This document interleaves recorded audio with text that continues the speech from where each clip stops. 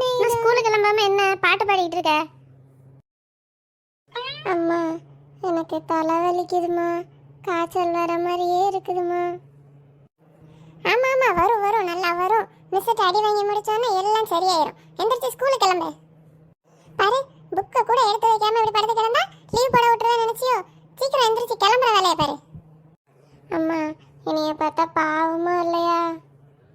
நேற்று ஐபிஎல் பார்க்கும்போது ஹோம்ஒர்க் பண்ணுன்னு கரடியா கத்துனானே, அப்ப என்னைய பார்க்க உனக்கு பாவமா இல்ல? இங்க பாரு, இன்னும் 5 நிமிஷத்துல பஸ் வந்துடும், சீக்கிரம் கிளம்பு. சே, இந்த ஹோம்ஒர்க் எல்லாம் யாரு தான் கண்டுபிடிச்சாங்களோ? சே, இன்னும் ஸ்கூல்லையே 7 வருஷம் இருக்கு. அப்புறம் காலேஜ் போனால் அது ஒரு 3 வருஷமோ 4 வருஷமோ. அவ்வளோ வருஷத்துக்கு நான் இன்னும் இந்த ஹோம்ஒர்க் தொல்லையிலேருந்து தப்பிக்கவே முடியாது. கடவுளே, இதுக்கு ஒரு முடிவே இல்லையா?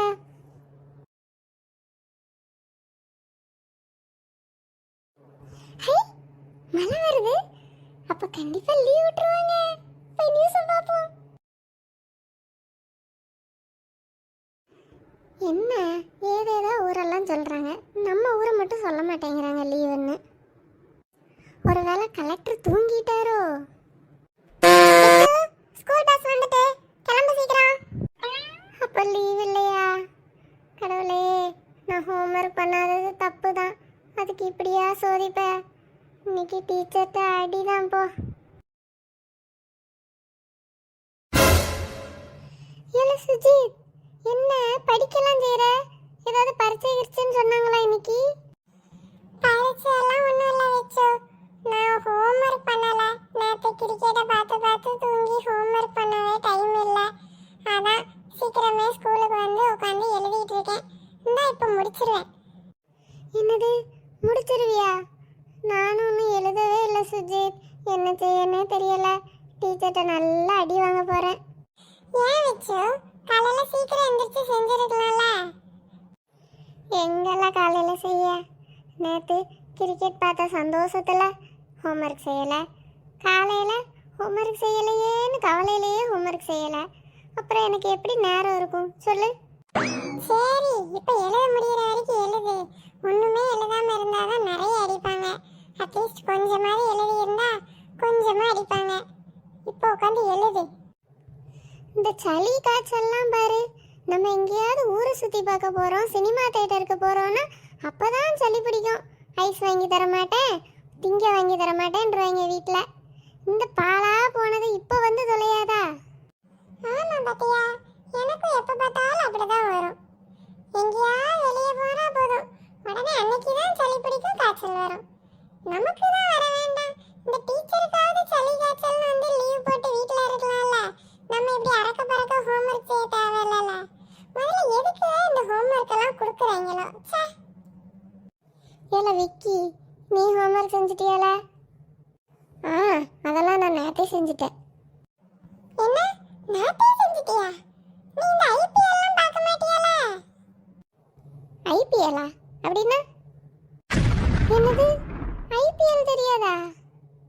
இல்ல இந்த பேட்டை வச்சு இந்த பந்தெல்லாம் அடிச்சு விளையாடுவாங்களே நிறைய பேரு, நீ பார்த்ததே இல்லையா? ஏய், என்ன கிரிக்கெட் பார்த்தியான்னு தான் கேட்குறீங்களா? கிரிக்கெட்லாம் நான் பார்க்க மாட்டேன், எங்கள் அப்பா தான் பார்ப்பாங்க. அதை விட்டுட்டு கிரிக்கெட்னு சொல்லாமல் ஐபிஎல்னு என்னமோ பேரெல்லாம் சொல்லிட்டு இருக்கேன். எனக்கு எப்படி தெரியும்? எல்லாம் என் நேரம். Good morning students. Good morning teacher. எல்லாரும் உட்காருங்க. எல்லாம் ஹோம்ஒர்க் நோட்டெல்லாம் எடுத்து டேபிளில் சப்மிட் பண்ணுங்க. ஹே விக்கி, சுஜித், 2 பேரும் எல்லாரும் நோட்டையும் வாங்கி என்கிட்ட கொடுங்க. நான் கொண்டு டேபிளில் வைக்கிறேன், சரியா? எதுக்குல? நீ தான் ஹோம்ஒர்க் செய்யலல்ல. டீச்சர்ஸ் ஹோம்ஒர்க் செய்யலன்னு சொல்லாம நீ என்ன எல்லார் நோட்டையும் கேட்டுட்டு இருக்க? ஹோம்ஒர்க் செய்யாமல் இருக்கிறதுக்கு எப்படியும் அடி வாங்க போகிறேன்னு உறுதியாயிட்டு அது கொஞ்சம் லேட்டாக தான் வாங்கிக்குவோமே. நான் சும்மா என்கிட்ட இருக்கிற ஒரு நோட்டை எடுத்து அடியில் வச்சு சப்மிட் பண்ணிடுவேன். அப்போனா டீச்சர் எண்ணி பார்க்கும்போது எல்லார் நோட்டும் இருக்கும். அவங்க கரெக்ட் பண்ணும்போது கடைசியாக தான் என் நோட்டை வந்து பார்ப்பாங்க. ஒன்று அதுக்குள்ளே பெல் அடிச்சிட்டுன்னா நான் தப்பிச்சிருவேன், இல்லைன்னா கடைசியாக தான் என் நோட்டை பார்ப்பாங்க. அந்நேரம் கொஞ்சம் லேட்டாக நான் திட்டு வாங்கிக்குவேன். அவ்வளோதான். அதனால தான் எல்லாரும் என்கிட்ட நோட்டை கொடுங்கன்னு சொன்னேன். ஏய், என்னங்க வளவலன்னு பேசிகிட்டே இருக்கீங்க? சீக்கிரம் நோட்டெல்லாம் கொண்டு சப்மிட் பண்ணுங்க. எல்லார் நோட்டையும் நானே கலெக்ட் பண்ணி வாங்கிட்டு வந்துட்டேன் டீச்சர். டேபிளில் வச்சிடுறேன். சரிம்மா, வச்சுட்டு போ. அப்புறம் எல்லாரும் புக் எடுத்து ஒழுங்கா படி. அது தவிர ஆனுவல் எக்ஸாம் வருது, ஒழுங்கா மார்க் எடுக்கணும் எல்லாரும்.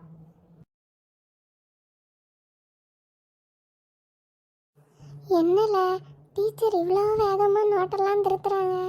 சீக்கிரமே என் நோட்டு அடியிலேருந்து வந்துடும் போலையே.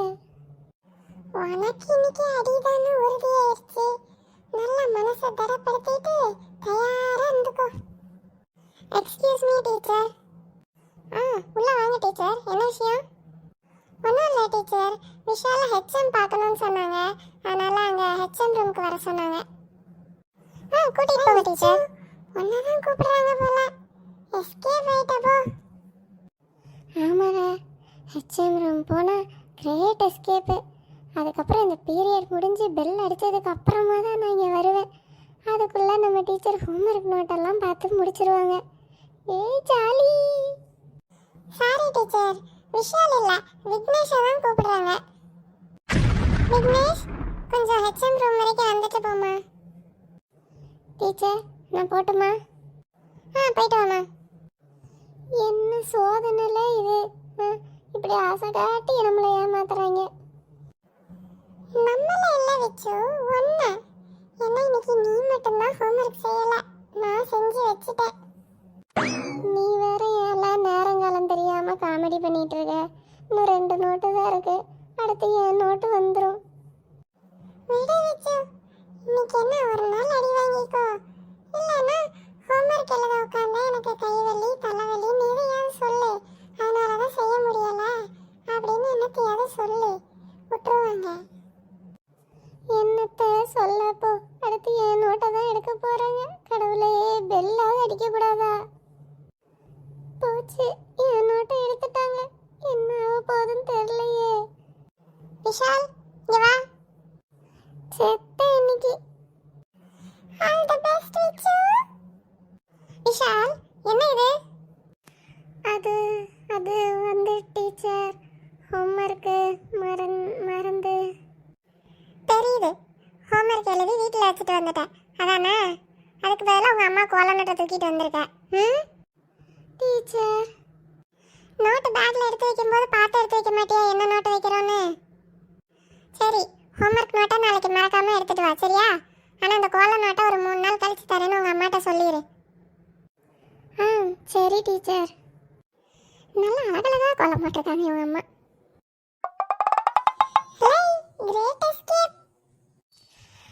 ஆமால, எங்கள் அம்மாவுக்கு தான் தேங்க்ஸ் சொல்லணும். அவங்க தான் இன்னைக்கு நோட்டெல்லாம் பேக்கில் எடுத்து வச்சாங்க.